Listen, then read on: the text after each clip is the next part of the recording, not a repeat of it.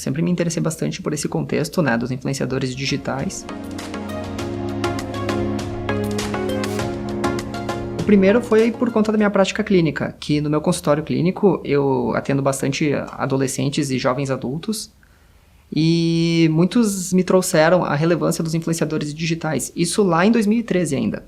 Eles já me traziam como eles achavam interessante e como eles viam que as pessoas estavam começando a ganhar vida com isso e que isso talvez poderia ser uma carreira, que alguns até tinham interesse de se tornar influenciador digital. Eu comecei a analisar os vídeos, né? Eu comecei a observar os vídeos dos influenciadores digitais, até o material que eles produzem, não como um espectador, mas sim numa questão com as lentes mais, assim, de pesquisa mesmo, assim. Comecei a me interessar um pouquinho mais sobre esse contexto numa outra perspectiva também. E o segundo motivo, assim, que me deu o interesse de desenvolver, então, meu trabalho, foi depois de ter tido uma conversa com já um influenciador digital, isso foi ali por volta de 2019, que ele me trouxe, assim, várias questões que me fizeram questionar, assim, de como é que está se sentindo esse sujeito por trás da câmera.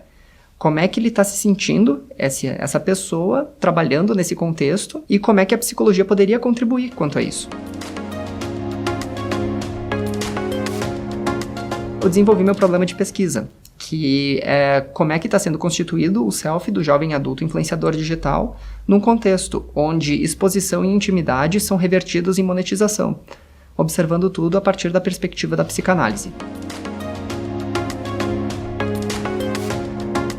Existem diversos tipos de influenciadores digitais atualmente, né? Nós temos os youtubers, nós temos os instagramers, a gente tem tiktokers agora.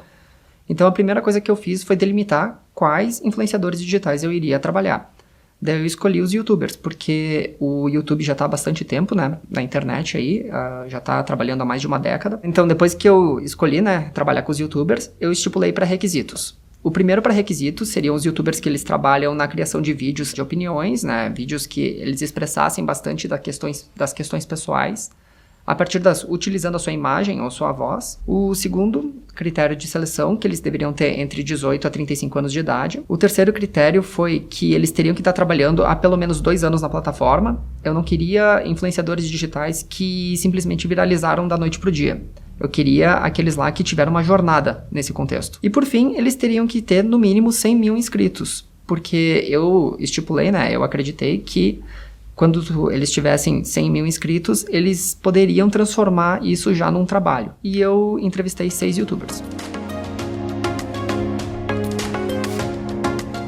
Eu desenvolvi o instrumento, né, que foi a entrevista semi-estruturada, que daí eu criava uma pergunta que abordava um determinado tópico e que eles poderiam desenvolver, mas sempre se mantendo nesse tópico. Eu desenvolvi as perguntas focando mais ou menos 3 objetivos. O primeiro, o que inspirou e motivou eles a trabalharem, né, como youtubers e influenciadores digitais. O segundo, como é que era o processo de trabalho deles, a organização, como é que era o contexto de trabalho deles mesmo. E por fim, a questão subjetiva mesmo deles, que eram os sentimentos e como é que eles se sentiam e o ponto de vista deles sobre ser um influenciador digital e ser um youtuber.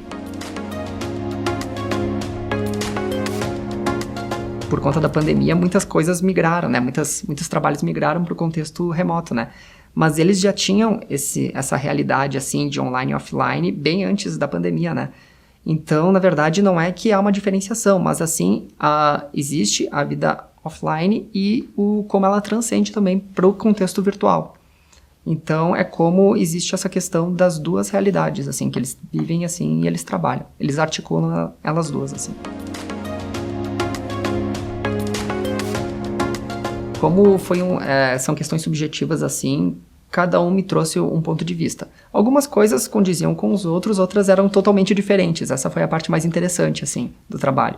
Porque cada um tinha uma perspectiva e um ponto de vista sobre a situação. Então foi muito interessante, assim. Eu acho que o que mais me surpreendeu, assim, foi perceber o quão imerso a gente está nas tecnologias e o quão estreita está as fronteiras entre o online e o offline. Porque atualmente, assim, não existe mais essa dicotomia, assim, de estamos conectados na internet. Na verdade, agora a gente está praticamente sempre online.